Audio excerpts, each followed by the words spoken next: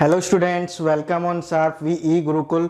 और स्टूडेंट्स, आज के सेशन में हम पढ़ेंगे जो हमारा टॉपिक है फूड प्रिजर्वेशन के बारे में। मतलब कि अब फूड प्रिजर्वेशन होता क्या है, इसकी हमको ज़रूरत क्यों पड़ी है और इससे हमें क्या क्या फ़ायदे हैं, इस सब के बारे में हम डिस्कस करेंगे आज के इस सेशन के अंदर। सबसे पहले जानते हैं कि फूड प्रिजर्वेशन होता क्या है एक्चुअली। जैसा कि हमने देखा होगा कि हमारे घरों में कई बार जो फूड हम रात को बना के खाते हैं और उसको कुछ बच्चों को रख देते हैं, तो सुबह अगर हम उसको देखते हैं दोबारा तो क्या होता है कि उसके अंदर से स्मेल आने लग जाती है, या फिर उसमें जो काफ़ी सारे आपने देखा होगा बैक्टीरिया टाइप में से जम जाते हैं। तो वो क्या होता है कि उसको फूड को पूरा स्पॉइल कर देते हैं और उस फूड को हम दोबारा खाने के लिए यूज़ नहीं कर सकते हैं। ठीक है, अगर हम उस फूड को खाएंगे तो हमने पहले के जैसा कि टॉपिक या जो हमारा चैप्टर उसके अंदर हमने पढ़ा भी है कि अगर हम कंटेमिनेटेड फूड को खाते हैं तो उससे क्या होता है कि हमें बीमारी हो जाती है, जैसे कि फूड पॉइजनिंग मैंने आपको बताया था। ठीक है, तो अब ऐसे फूड जो कंटेमिनेटेड फूड है उसको बचाने के लिए हमें क्या करना होगा कि जैसे कि हम अगर लंबे समय तक भी उसका इस्तेमाल नहीं करें तो हमारा फूड क्या रहे, सेफ रहे, जैसा वो पहले था जिस समय हमने उसको बनाया फूड को हमारे को, जिस समय जो उसका टाइप था, जो टेस्ट था, जो कलर था, वैसे का वैसा ही कलर हमें उसे कुछ समय बाद में भी मिल जाए। तो उसके लिए हमें क्या करना होगा कि उसके लिए फूड प्रिजर्वेशन करना होगा। अब जैसा कि आपने देखा होगा कि आपके घरों में जो आपकी दादी माँ है या फिर जो नानी माँ है वो कई पिकल्स बनाती होंगी। अब वो पिकल्स क्या होते हैं कि लंबे समय तक रखे रहते हैं लेकिन फिर भी ख़राब नहीं होते। क्यों? क्योंकि उनके अंदर हम क्या करते हैं, कुछ प्रिजर्वेशन जो मेथड्स हैं उनका इस्तेमाल करते हैं, जिसकी वजह से क्या होता है कि उनके ऊपर ना तो कोई माइक्रो ऑर्गेनिज्म ना माइक्रोब्स जो ऐसे उनको ख़राब करे, स्पॉइल करे आपके फूड को, वो जो है जमा नहीं हो पाते हैं या फिर जो है उनके अंदर क्रिएट नहीं हो पाते हैं। तो क्या होता है कि उसकी वजह से वो हमारे फूड को कोई नुकसान नहीं पहुंचा पाते हैं। ठीक है, तो सबसे पहले तो हमने बात कर ली कि फूड प्रिजर्वेशन होता क्या है और इसकी जो है ज़रूरत क्यों पड़ी, इसके बारे में पढ़ लेते हैं, डिस्कस कर लेते हैं। तो रिटेनिंग फूड और ए पीरियड ऑफ टाइम, मतलब कि एक लंबे समय तक जो है हमारे फूड को रिटेन करके रख सके। ठीक है, और विदाउट बीइंग कंटेमिनेटेड, मतलब कि बिना कंटेमिनेटेड हुए। ठीक है, पैथोजेन्स ऑर्गेनिज्म और chemicals and without losing its colour, texture, flavour and nutrients value. इसका मतलब क्या हुआ कि जो हमारा फूड है उसको हम एक लंबे समय तक जो है रख सकें, काफ़ी लंबे समय तक, ताकि क्या है कि जैसे मान लो आज हमने कोई चीज़ लेके आए, आज हमारे घर में हम फ्रूट्स लेके आए, उसको अगर हम रख देंगे थोड़े, हो सकता है कि वो एक दिन में या 2 दिन में जो है ख़राब हो जाए। लेकिन अगर हम उसे ऐसी जगह पे रखें, जैसे आपने देखा होगा कि आपकी जो मॉम है वो क्या करती है, फ्रूट्स को फ्रीज के अंदर रखती है, रेफ्रिजरेटर के अंदर रखती है। अब वहाँ पे क्यों रखती है? क्योंकि क्या होगा कि मान लो आपने अगर उस फ्रूट्स को 1-2 दिन नहीं खाया तो भी वो वैसे के वैसे रहेंगे। तो क्या होगा कि एक फूड को सर्टेन, मतलब एक लंबे समय तक जो है हम उसको वैसा का वैसा रख सकें, ना तो उसका कलर में कोई चेंज हो, ना उसके अंदर कोई माइक्रो ऑर्गेनिज्म जो है क्रिएट हो। ठीक है, और उसका टेक्सचर भी वैसा ही हो, टेस्ट भी वैसा ही हो, फ्लेवर में भी चेंज नहीं हो। ऐसा अगर फूड रहता है तो उसको हम बोलते हैं फूड प्रिजर्वेशन। मतलब ये जो प्रोसेस हमने की है फूड को, जिसके अंदर ना कोई माइक्रो ऑर्गेनिज्म ने क्रिएट किया है, ना उसका जो फूड का टेक्सचर है और जो कलर है और जो उसका फ्लेवर है वो सेम रहा है काफ़ी लंबे समय तक रखे रहने के बाद में भी, तो इस प्रोसेस को हम क्या बोलते हैं, फूड प्रिजर्वेशन बोलते हैं। अब ये जो प्रोसेस है इसकी हमको ज़रूरत क्यों पड़ी है, मतलब कि फूड प्रिजर्वेशन हमने किया, इसका हमको किस लिए नीड है, इसकी नीड जो है हमें क्यों पड़ी है, इसके बारे में हम जान लेते हैं। सबसे पहले जैसा कि वाई फूड प्रिजर्वेशन, मतलब कि फूड को प्रिजर्वेशन क्यों करना चाहिए, तो सीजनल अवेलेबिलिटी ऑफ फूड। अब आपने देखा होगा कि कुछ सीजन्स के अंदर ही हमें पर्टिकुलर फ्रूट्स मिलते हैं या फिर फूड मिलता है। जैसे कि आपने सुना होगा कि जो समर वेकेशन है उसके अंदर आम जो होगा, मैंगो जो है वो मिलता है, तो उसका एक सीजन होगा कि समर वेकेशन में ही मिलेगा। लेकिन अगर हमें मैंगो जो है और किसी सीजन में भी चाहिए या फिर लंबे समय तक इसको चलाना है तो उसके लिए क्या करना होगा कि हमको प्रिजर्वेशन करना होगा। ठीक है, या फिर और कोई अदर फ्रूट्स हैं या फूड है। ठीक है, जैसे पिकल्स की हमने बात की, पिकल्स भी क्या होते हैं कि हमने एक बार बना लिया तो ऐसा तो है नहीं कि उसको उसी दिन पूरा खा लेंगे, तो वो क्या एक लंबे समय तक चलेगा। मान लो 5-6 महीने तक हमको उसको इस्तेमाल करना है, तो क्या होगा कि उसका एक प्रिजर्वेशन करके रखना होगा जिससे कि वो खराब नहीं हो, स्पॉइल्ड नहीं हो। ठीक है,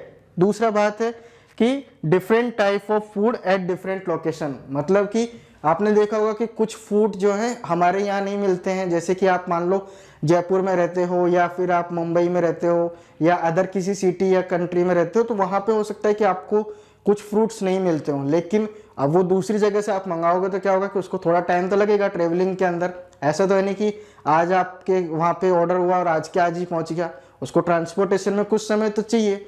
तो जैसे आपको पेड़ से तोड़ेंगे और रखेंगे तो आपने देखा होगा कि अगर नॉर्मल अगर हम किसी फ्रूट को पेड़ से तोड़ के या फिर हम मार्केट से खरीद के लाते हैं, उसको रख देते हैं टेबल पे, तो वो 1 या 2 दिन से ज़्यादा नहीं टिक पाता है। 1 या 2 दिन के अंदर वो क्या होता है, उसमें कीड़े लगने लग जाते हैं, उसमें माइक्रो ऑर्गेनिज्म जो है जमा होने लग जाते हैं और उसको स्पॉइल्ड करने लग जाते हैं। तो क्या होता है, धीरे धीरे वो पूरा जो है खराब हो जाता है। ठीक है, अब एक मान लो आपको अगर किसी जो फूड है, मान लो आपका यहाँ दूसरी जगह पे उग रहा है और उसको दूसरे स्थान पे पहुँचाना है, तो उसमें थोड़ा टाइम तो लगेगा। मतलब मान लो कहीं पे हफ्ते भर का भी टाइम लग सकता है या फिर 15-20 दिन का टाइम भी लग सकता है। तो उस समय पे उस फूड को वैसा का वैसा फ्लेवर और टेस्ट बनाए रखने के लिए क्या करना होगा, उसको एक प्रिजर्वेशन मेथड के जरिए जो है हमें सेफली दूसरे लोकेशन पे पहुंचाना होगा। तो इसलिए भी हमें जो है फूड प्रिजर्वेशन की जरूरत पड़ी है। ठीक है बच्चों, तो अभी तक में हमने टॉपिक में जैसा कि जाना कि फूड प्रिजर्वेशन होता क्या है और इसकी जरूरत हमें क्यों पड़ी। ठीक है, अब हम जान लेते हैं कि कुछ कॉमन प्रिजर्वेशन के मेथड्स के बारे में। ठीक है बच्चों, तो अब हम डिस्कस करते हैं कॉमन मेथड ऑफ प्रिजर्वेशन के बारे में। मतलब कि फूड प्रिजर्वेशन को किन किन मेथड्स के द्वारा हम कर सकते हैं उसके बारे में हम पढ़ेंगे। तो सबसे पहले जो मेथड आता है वो है केमिकल मेथड। मतलब कि केमिकल्स का हम इस्तेमाल करके यूज करके जो है फूड को प्रिजर्व कर पाएँ। ठीक है, सबसे पहले जैसा कि सॉल्ट्स एंड एडिबल ऑयल्स होते हैं। ठीक है, इनका हम common chemicals generally use to check the growth of microorganism. मतलब कि सॉल्ट्स और एडिबल ऑयल्स का जो है हम इस्तेमाल करते हैं, यूज करते हैं जो माइक्रो ऑर्गेनिज्म है उनकी ग्रोथ को चेक करने के लिए। ठीक है, और दे आर कॉल्ड प्रिजर्वेटिव्स। अब इनको क्या बोलते हैं, हम प्रिजर्वेटिव्स बोलते हैं। क्यों? क्योंकि इनकी वजह से क्या हुआ कि हमारा जो फूड है उसके अंदर जो माइक्रो ऑर्गेनिज्म क्रिएट हो रहे थे, उनकी जो क्वांटिटी बढ़ रही थी, ग्रोथ हो रही थी, उसको हम चेक करने के लिए इनका जो है यूज कर सकते हैं। ताकि और इनसे हमें पता लग जाएगा कि इसके अंदर जो माइक्रो ऑर्गेनिज्म है वो क्रिएट हो रहे हैं या नहीं हो रहे हैं। तो उनकी जो ग्रोथ है उसको हम कम भी कर सकते हैं इनका जो इस्तेमाल करके। जैसा कि आप सभी जानते होंगे कि जो सॉल्ट्स है और जो एडिबल ऑयल्स है, इनको जो पिकल्स होते हैं उनके अंदर डालते हैं, ताकि क्या होता है कि उनका जो प्रिजर्वेटिव किया जा सकता है उनको। ठीक है, और उनकी जो टाइम होती है, लाइफ होती है, उनकी लाइफ साइकिल को बढ़ाया जा सकता है और उनको काफ़ी लंबे समय तक हम जो है रख सकते हैं और उनको जो है खाने के लिए यूज कर सकते हैं। और वो जो है स्पॉइल्ड नहीं होते हैं क्योंकि उनके ऊपर कोई भी माइक्रो ऑर्गेनिज्म जो है नहीं लगता है। और ठीक है, या फिर आपने देखा होगा कई बार आपके घर के अंदर कुछ जो पिकल्स होते हैं उनके अंदर अगर तेल जो रहता है, ऑयल रहता है, अगर उसका लेवल कम हो जाता है और वो ऊपर से क्या होता है उसके अंदर फंगी टाइप में जो है लग जाता है। अब वो फंगी क्या है, वो एक माइक्रो ऑर्गेनिज्म है। जैसा कि हमने पढ़ा चैप्टर के अंदर, फंगी भी जो है एक माइक्रो ऑर्गेनिज्म का ही रूप है। ठीक है, तो उस फंगी से बचने के लिए हम क्या करते हैं, उसका जो ऑयल का लेवल है उसको एकदम मेंटेन करके रखते हैं ताकि जो हमारा पिकल्स है वो बार बार खराब नहीं हो। ठीक है, तो क्या होगा कि सोडियम बेंजोइट और सोडियम मेटाबाइसल्फाइड, ये जो 2 प्रोडक्ट हैं, इनका भी हम इस्तेमाल करते हैं फूड को प्रिजर्व करने के लिए। ये भी क्या है, एक तरीके के प्रिजर्वेटिव है और इनका हम इस्तेमाल करते हैं जेम्स के अंदर। आपने देखा होगा हम जेम्स वगैरह लगाते हैं। ठीक है, उसके अंदर भी इसका इस्तेमाल करते हैं फूड को प्रिजर्वेटिव करने के लिए। तो ये तो क्या होगा कि एक केमिकल मेथड हो गया कि कुछ कॉमन जो है केमिकल है, जैसा कि अपने साल्ट है और एडिबल ऑयल है, इनको हम इस्तेमाल करके हमारे फूड को जो है प्रिजर्व कर सकते हैं। ठीक है,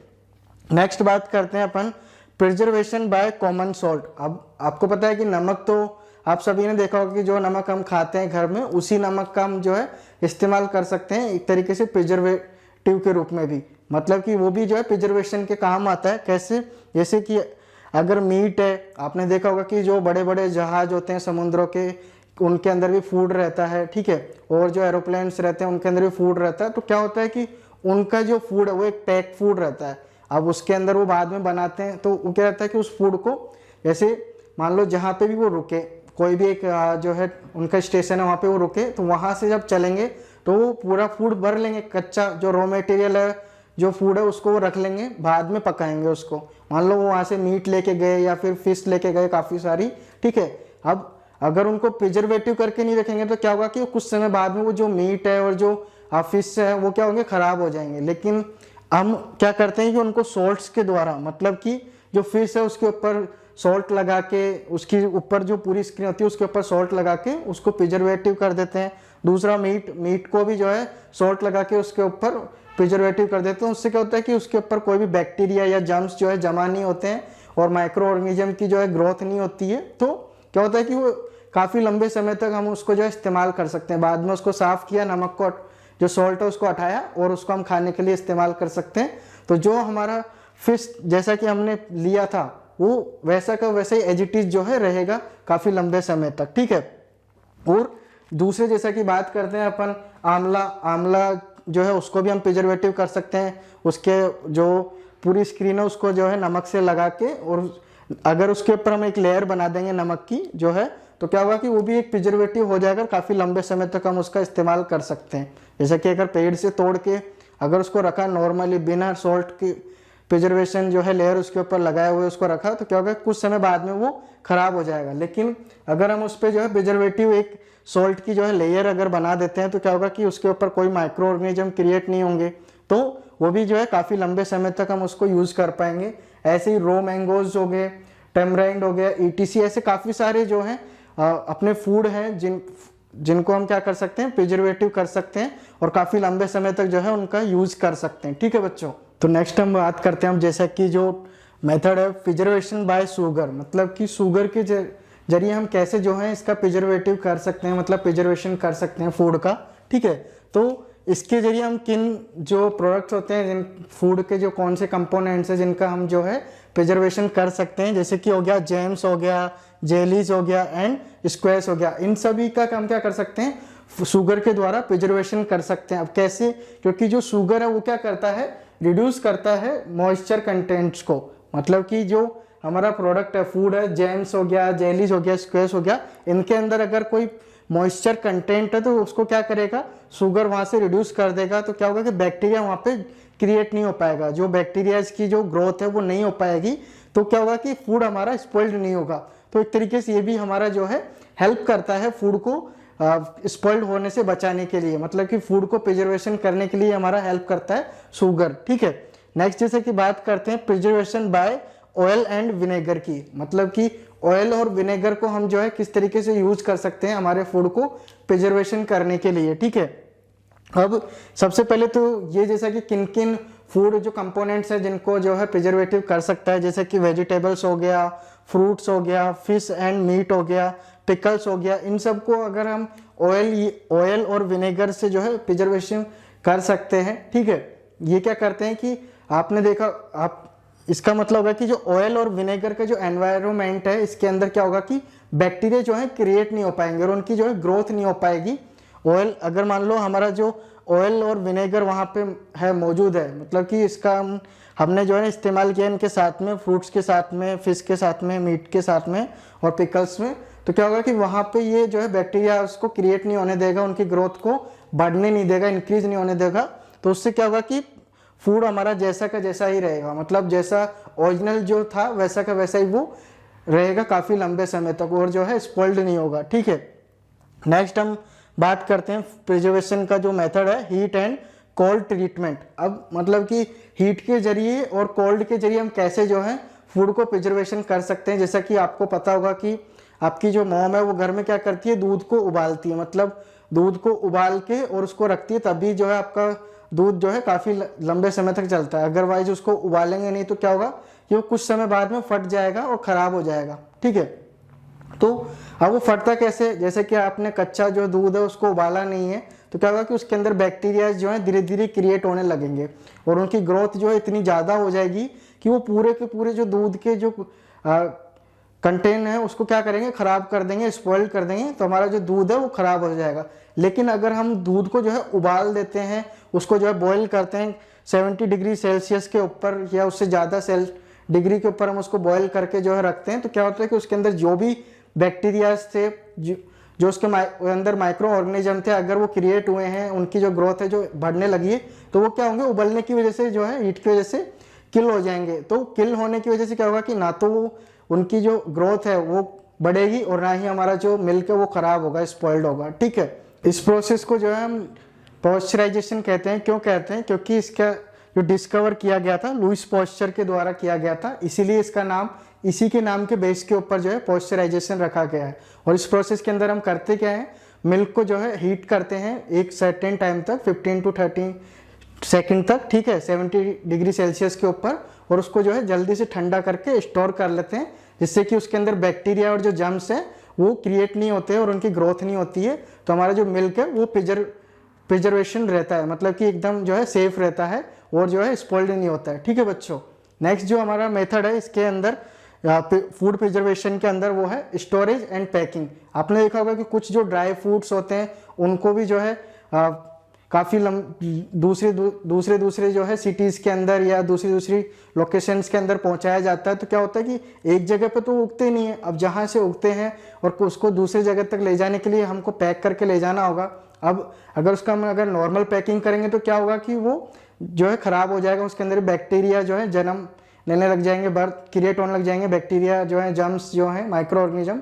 ठीक है, तो उससे क्या होगा कि वो हमारा फूड जो है स्पॉइल्ड हो जाएगा। लेकिन ड्राई फ्रूट्स को भी प्रिजर्वेशन किया जाता है, उनको एक जो है सील पैक किया जाता है जिसके अंदर कोई जो है मॉइस्चर कंटेंट नहीं होता, ना ही वहाँ पे जो एयर होती है। ठीक है, तो उससे क्या होता है कि उसके अंदर जो माइक्रो ऑर्गेनिज्म है वो क्रिएट नहीं हो पाते हैं और वो प्रिजर्वेटिव रहता है फूड हमारा। ठीक है, तो आज के सेशन में हमने बात किया, जो हमारा टॉपिक था फूड प्रिजर्वेशन के बारे में और उसके कुछ कॉमन मेथड्स के बारे में कि किस तरीके से हम इसका जो है प्रिजर्वेशन कर सकते हैं, कौन कौन से मेथड होते हैं इनके बारे में।